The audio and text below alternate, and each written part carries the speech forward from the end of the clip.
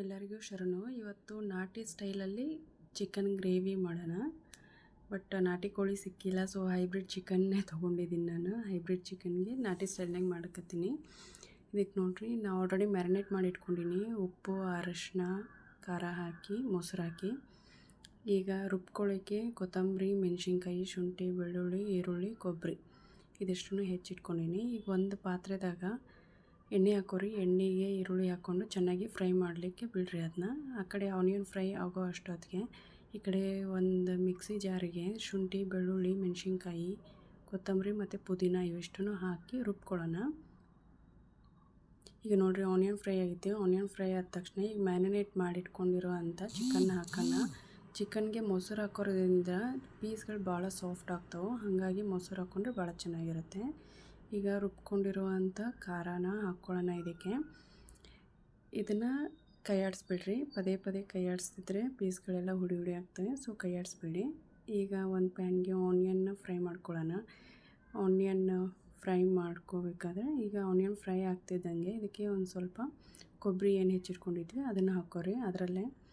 ಅದನ್ನ ಫ್ರೈ ಮಾಡ್ಕೊರಿ. ಈ ಕಡೆ ಮಸಾಲೆ ಮೆಣಸು, ಲವಂಗ, ಚಕ್ಕೆ, ಏಲಕ್ಕಿ ಮತ್ತು ಕಸ್ತೂರಿ ಮೇಥಿನ ಹುರ್ಕೋಬಾರ್ದು, ಲಾಸ್ಟಿಗೆ ಹಾಕ್ಕೋಬೇಕು ಅದನ್ನು.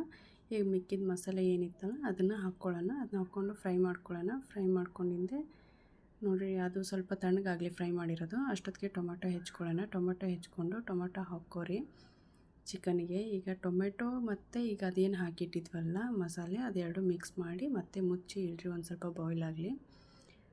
ಈಗ ಅದು ಚಿಕನ್ ಬಾಯ್ಲ್ ಆಗೋ ಅಷ್ಟೊತ್ತಿಗೆ ಈಗ ಮಸಾಲೆ ಎಲ್ಲ ರುಬ್ಕೊಳ್ಳೋಣ.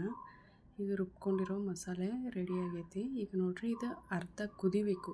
ಚಿಕನ್ ಅರ್ಧ ಬೆಂದ ನಂತರ ಈಗ ಇದಕ್ಕೆ ಏನು ಮಸಾಲೆ ಎಲ್ಲ ರುಬ್ಕೊಂಡಿದ್ವಿ ಇದನ್ನೆಲ್ಲ ಹಾಕ್ಕೊಂಡು ನಿಮಗೆ ಎಷ್ಟು ತಿಕ್ನೆಸ್ ಬೇಕೋ ಅಷ್ಟು ನೀರು ಹಾಕ್ಕೋರಿ.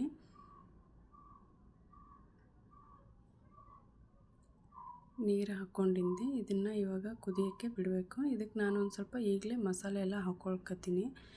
ಚಿಕನ್ ಮಸಾಲ ಒಂದು ಅರ್ಧ spoon chicken masala, because already ಮಸಾಲೆ ರುಬ್ಬಿ ಹಾಕ್ಕೊಂಡಿರೋದ್ರಿಂದ ಒಂದು ಅರ್ಧ ಸ್ಪೂನಷ್ಟು ಚಿಕನ್ ಮಸಾಲ, ಒಂದು ಅರ್ಧ ಸ್ಪೂನಷ್ಟು ಗರಂ ಮಸಾಲ. ಇದು ಮನೆಯಾಗೆ ಮಾಡಿರುವಂಥದ್ದು, ಅಷ್ಟೇ ಸಾಕು. ಅಂದರೆ ಒಂದು ಸ್ವಲ್ಪ ತಿಕ್ನೆಸ್ ಎಲ್ಲ ಕೊಡುತ್ತೆ ನಿಮಗೆ, ಟೇಸ್ಟ್ ಫ್ಲೇವರ್ ಚೆನ್ನಾಗಿರುತ್ತೆ ಅನ್ನೋ ಸಲುವಾಗಿ ಹಾಕ್ಕೊಳ್ಳೋದಷ್ಟೇ.